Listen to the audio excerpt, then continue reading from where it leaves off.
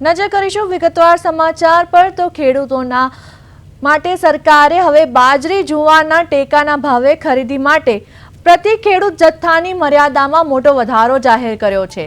ખેડૂત મંત્રી અને અન્ન અને નાગરિક પુરવઠા મંત્રી તેમજ કિસાન સંઘના પ્રતિનિધિઓ વચ્ચે યોજાયેલી ઉચ્ચ સ્તરીય બેઠક બાદ ખેડૂતોની લાગણીને માન આપીને આ મહત્વપૂર્ણ નિર્ણય લેવામાં આવ્યો છે। નવી જાહેરાત અનુસાર પ્રતિ ખેડૂત બાજરીની ખરીદી મર્યાદા 2000 કિલોથી વધારીને 3.5 હજાર કિલો કરવામાં આવી છે।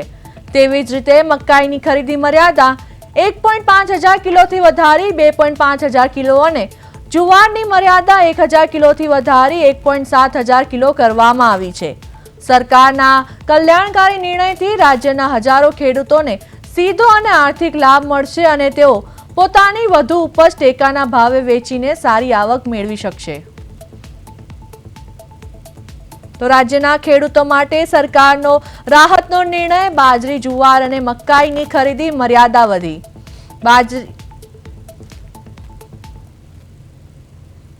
ખેડૂતોના હિતમાં મહત્વનો નિર્ણય રાજ્યની સરકારે ભૂપેન્દ્રભાઈના માર્ગદર્શનથી ભૂપેન્દ્રભાઈ સાથે ચર્ચા કરીને લીધો છે।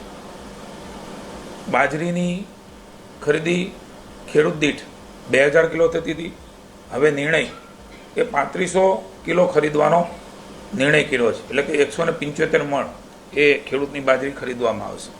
સાથે સાથે મકાઈ પણ 1500 કિલો ખરીદી થતી હતી, એની 2500 કિલો થશે, એટલે કે 125 મણ એ ખરીદવામાં આવશે।